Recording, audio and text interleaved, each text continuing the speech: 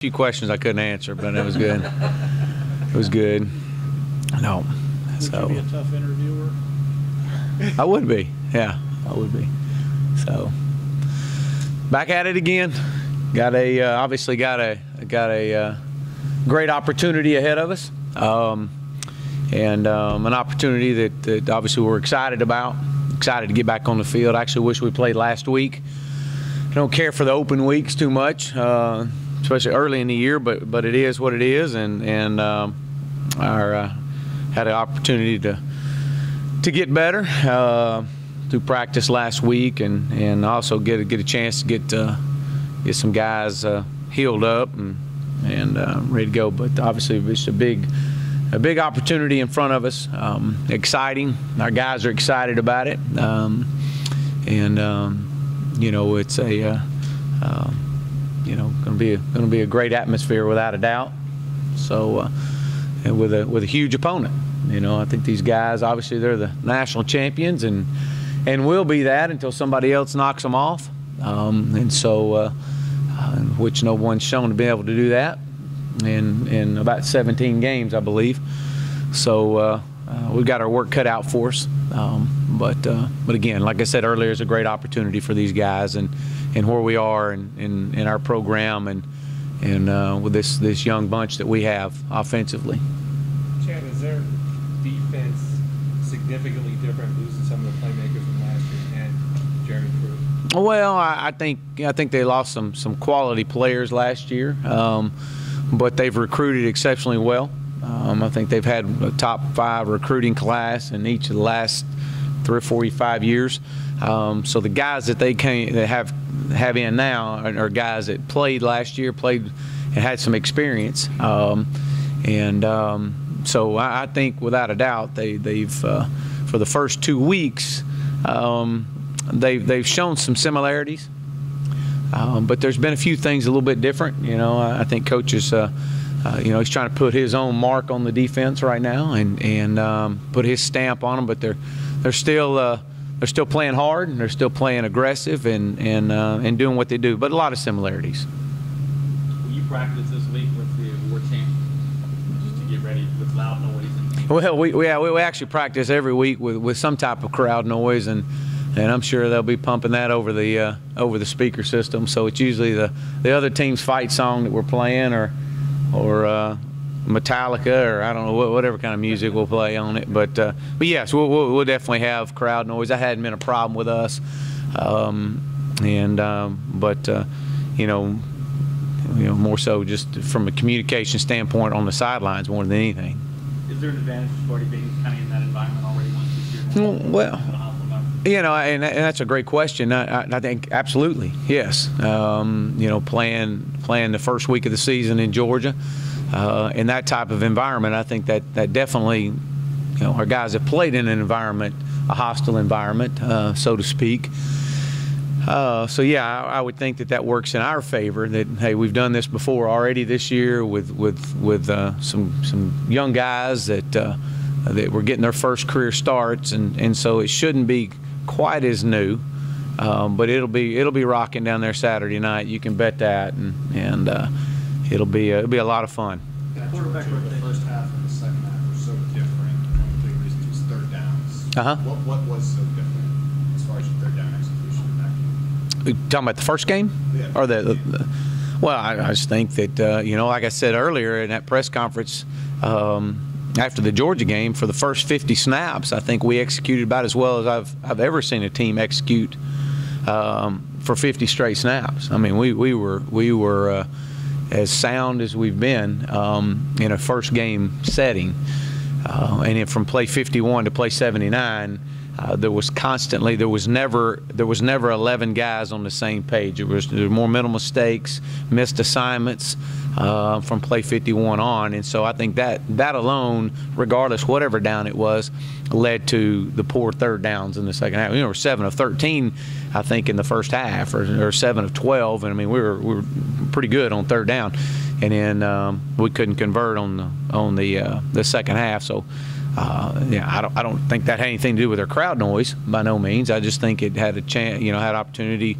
Our guys, we didn't execute well. I think that there were some things there that that definitely didn't. You got to execute. You have to do that, and had too many missed assignments. Would your quarterback rotation be similar to the Georgia game or similar to what you did with South Carolina? Well, I don't know at this point. It's probably similar to the Georgia game right now. But it's kind of like what we said. Deshaun's going to play. We've been saying that all year long, and so we'll have a plan for when he goes in. But at how much, no one knows at this point right now. But we'll see. But he's going to play. But make no mistake, Cole's our starter, and we're excited about where we are with Cole right now, and Cole's excited about this ball game and the opportunity that he has as a starter. Clemson's never beat a #1 team in the country before, ever. And so for him to come down there, and I think the last time that Clemson's beaten Florida State was with a fifth-year senior, first-year starter. And was it Will Proctor? I think that's who it was. And so it was a great opportunity for Cole. There's no question about it, and I know he's excited about this opportunity. You're talking about a young man that could have transferred, and because of his love for this university and everything, he's chosen to come back, and could have transferred sitting behind Taj Boyd, and now he's waited his turn and has played well for 2 ball games, and that's got to continue, and we're excited about it, and he's excited about his opportunity. I'm excited about to see what he can do.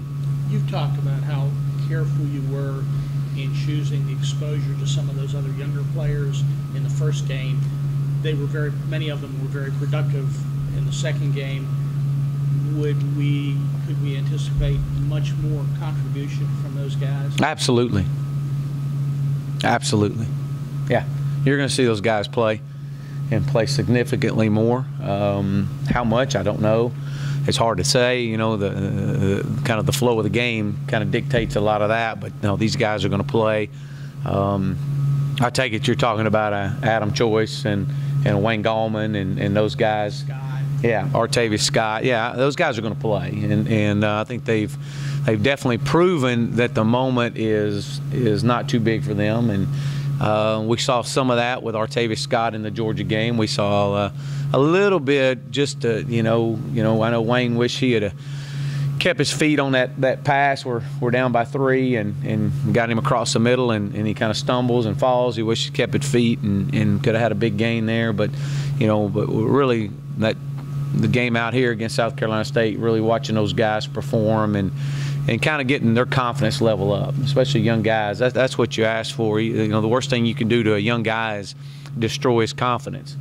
And when you do that to a young guy, it doesn't take games to build. It may take a year to build back. And so you got to be careful with those guys. And but I think they've definitely proven that they're ready to play, and they're going to play. And you've had an emergence of a guy like J.J. McCullough.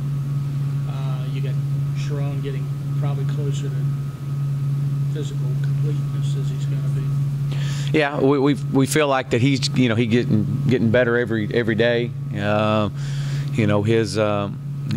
one of the fastest guys on our team, and and now that he should be getting back fully to 100%.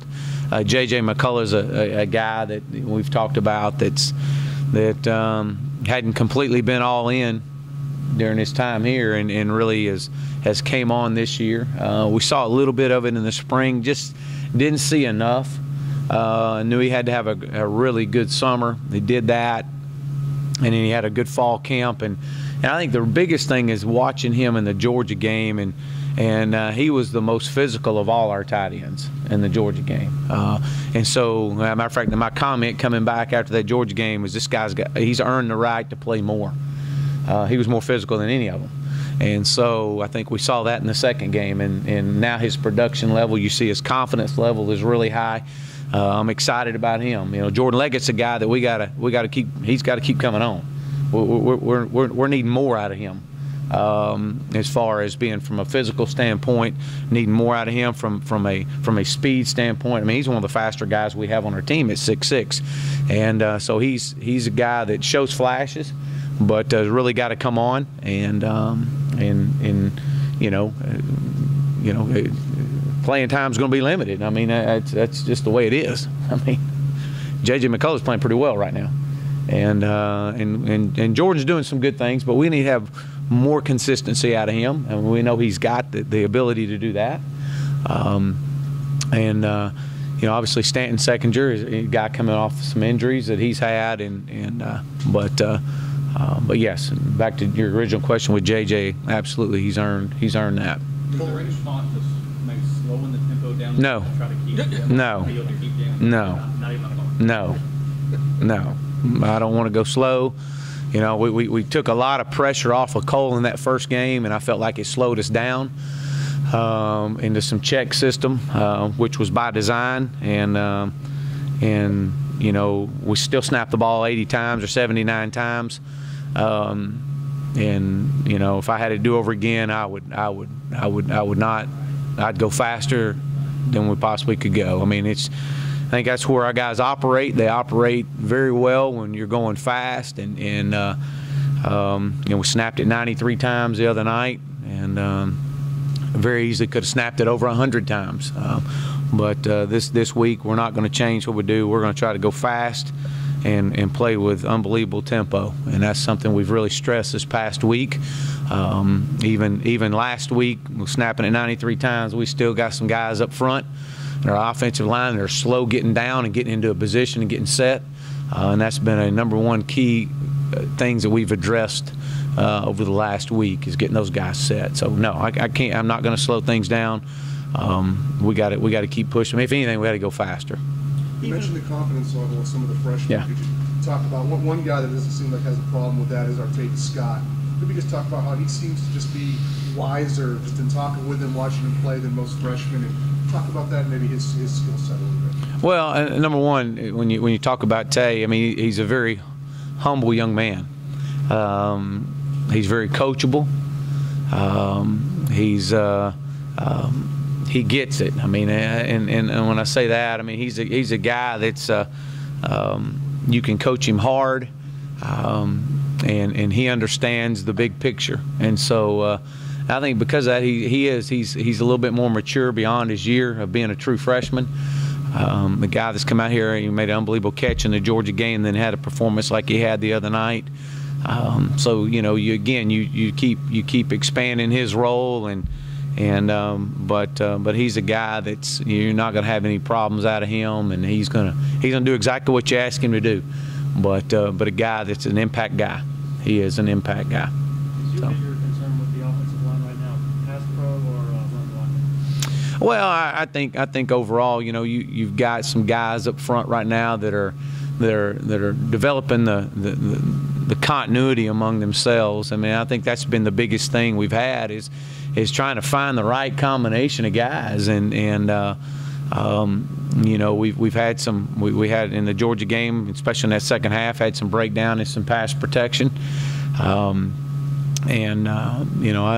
think that it's a work in progress for those guys. We had a good week last week. We try to keep getting better with these guys, but I think there's a group of guys that it means something to them. We just got to keep getting better. So, by nature, are pretty even-keeled, laid-back guys. Without using the word quarterback controversy, just the fact that they're receiving these questions about playing time and all that, does that help their mindsets with all that? Oh, well, I mean, I don't know if it helps their mindsets or it just forces them to have to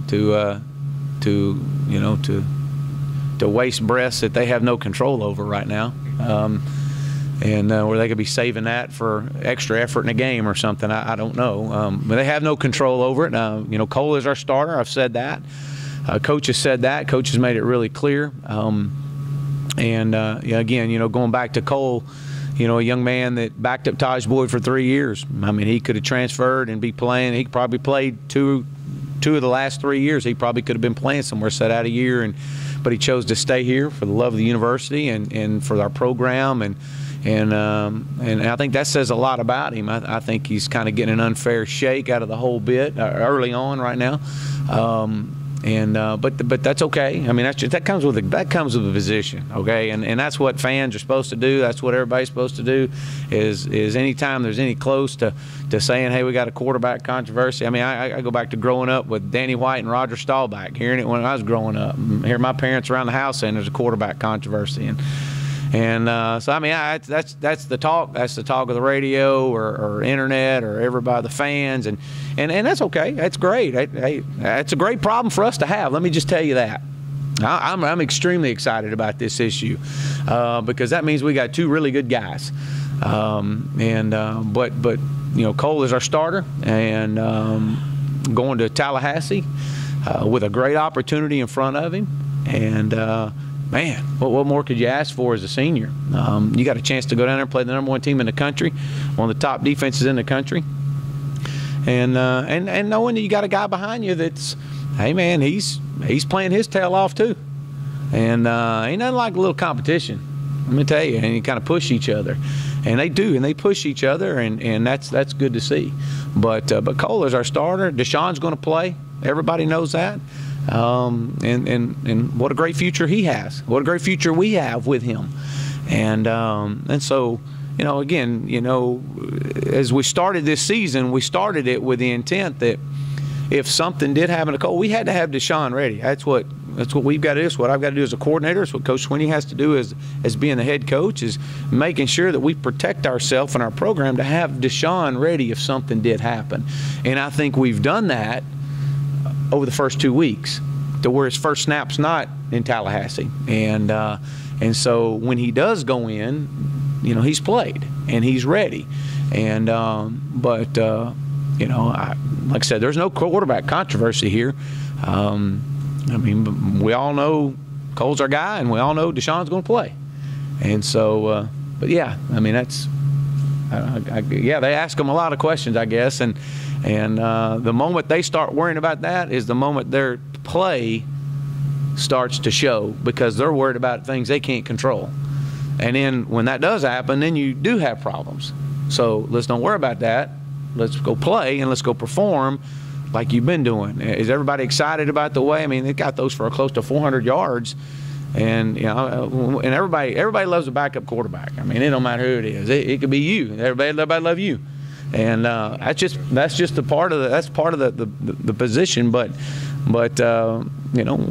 hey, we're excited about this, man. Everybody looks at like doom and gloom. Man, I'm fired up about it. That means we got some dang good things ahead of us. All that being said, with the productivity and the poise that Deshaun has shown, sure, a bunch. In looks those good. 2 games, do you think maybe exposing him a little more during this game than you maybe did in Georgia, or do you just maybe a series here and a series there and play it by ear? Well, I mean, again, that's hard to tell because you never know the flow of the game and how it goes. So that's really hard to tell. Is he going to play? Absolutely. That's what we do know. Sure. And how much, we don't know. I think the other night he played 24 snaps and Cole played 50-something snaps, something along that line. I don't know. I don't know how much he's going to play because it's hard to tell the flow of the game. And so, but he's going to play. But again, we're, whether it's a series of first half, series of second half, whether it's 2 in the first, 2 in the second. I mean, that you can't script. You can only script, hey, look, this is what our plans are, and everybody's got a plan to get hit in the mouth. And then, who knows? And the other thing I wonder is sometimes people don't recognize how the other guys around them are playing affect how productive they can be. Cole didn't have a lot of help the second half from people, and that obviously impacted on how effective he was. Right. You're talking about in the Georgia game? The Georgia game, yeah. Yeah. But now you have. I don't think anybody had a whole lot of help in that second half, But now you have these young guys coming up who you think can be productive. So now you have more opportunities for some guys to make plays. Well, I mean, it's all about getting your team in the end zone. it doesn't matter how pretty it is, but get them in the end zone. And so that's whether you have help or no help. I mean, it's if you got to extend some plays with your feet, if you got to be able to make some plays, you got to be able to make something out of nothing. I mean, that's why they call it the quarterback position. That's why those guys are getting paid a whole lot of money at that next level. And so some of that again, Cole didn't have control over. Deshaun didn't have control over. And so you kind of run with it, and you find what is getting us in the end zone, who's getting us in the end zone, and again, Cole's our starter, and I think y'all are